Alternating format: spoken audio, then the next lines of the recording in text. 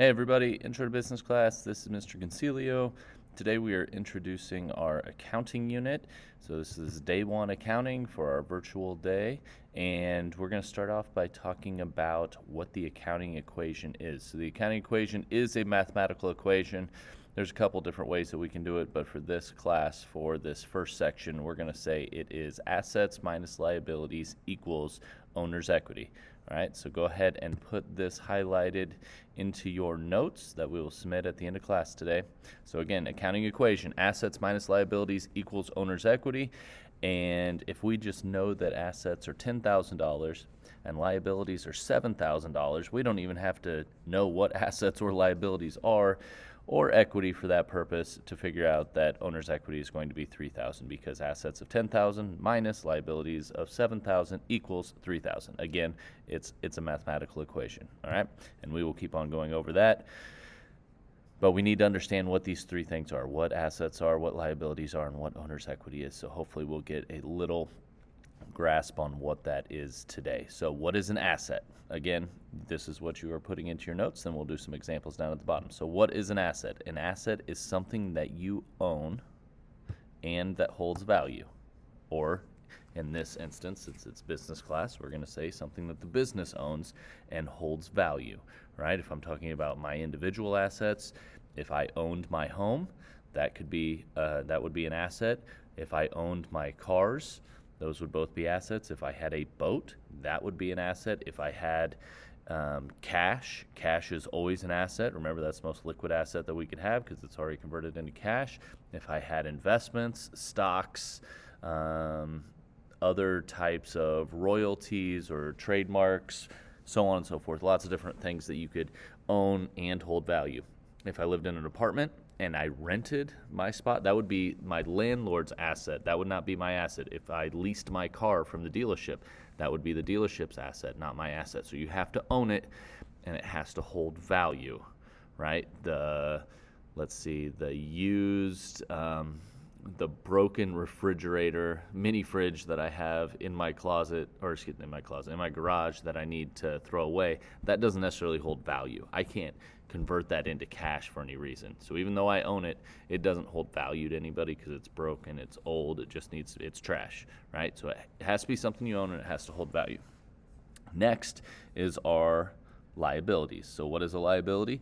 The technical definition is a creditor's claim to the asset. So this is something that is not completely paid off. This is an asset that you still owe money on. So for example, during our credit unit, we bought a house, and we bought a $250,000 house, and we made a $75,000 down payment on it. So we own 75% of the asset. The creditor, whoever we borrowed money from, owns $175,000 of it. So that's the creditor's claim to the asset. They own $175,000 because that's how much money we still owe. That's the principal, the amount that we're still paying interest on. So think of the liability as the debt of the business. Or we talked about principal. This is the principal, right? This is the principal amount, the amount that we are being charged interest on. That is what liabilities are, debts of the business. All right. Next is the owner's equity, and this is one of those reasons we play Sigopoly. So we figure our total equity position at the end of the game.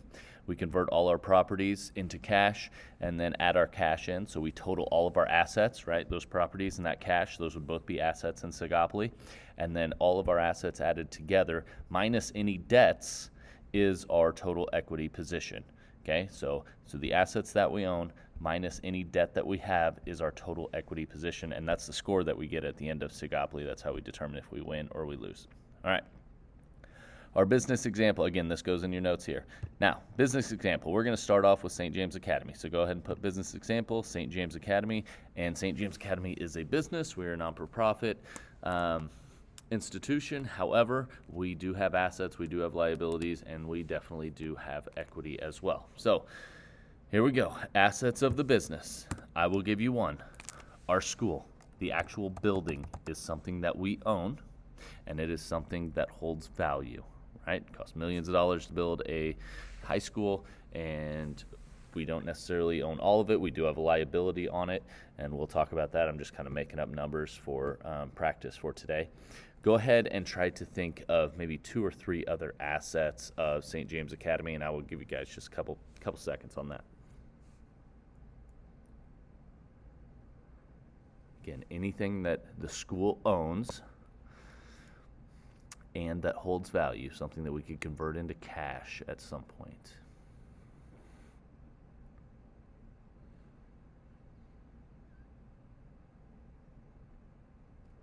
Some of the examples from yesterday, I thought they're really good. We have some bleachers out, some brand new bleachers out there in our by our football stadium / soccer stadium / lacrosse stadium / graduation facility, whatever you want to call it. So those bleachers, we could absolutely sell those bleachers for cash, right?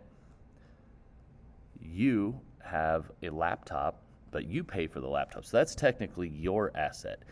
The school pays for all of the staff laptops. So my laptop that I'm currently recording on is an asset of the business, an asset of St. James Academy.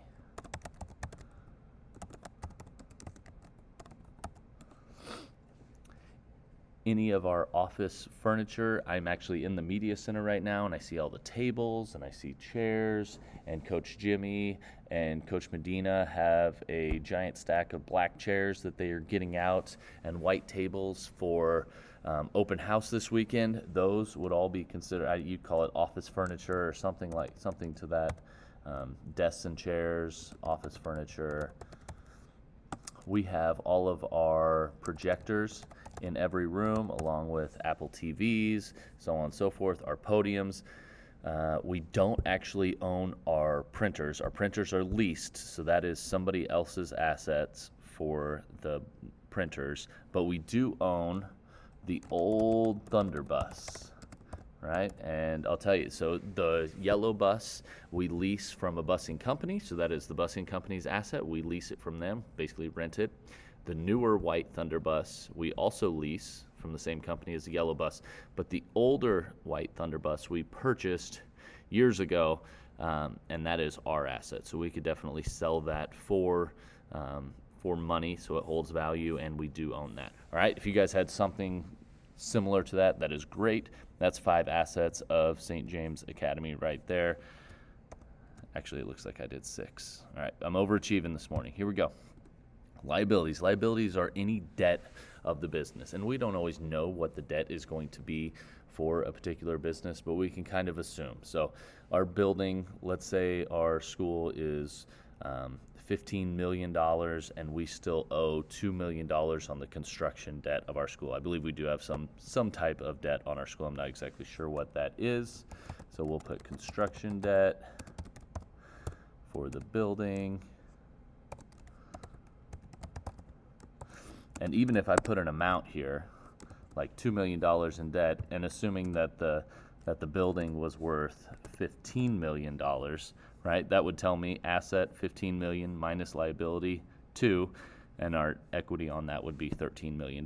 We'd have $13 million worth of equity on that. Another example of liabilities, Mr. Concilio just bought like 100 hoodies from MB2 Sports, our Adidas rep, and we haven't actually paid for those hoodies yet. So we have received the hoodies, we've received the good or service, but we have not paid for that. That is actually called accounts receivable. Excuse me, accounts payable, because we are paying that. This is a debt of our business.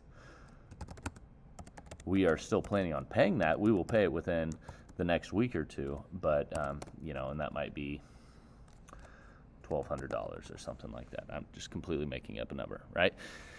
And then hopefully we'll convert that asset into cash that is more than $1,200, and we will keep the profit for that and turn it back into great things for our school. All right, so there's 2 examples of liabilities. That could be anything that we borrow money for or still owe money for, delivery vehicles, for refrigeration, for equipment in the kitchen, so on and so forth, all sorts of different things. Furniture for Senora Leone's room, whatever that may be. All right, your assignment for the day.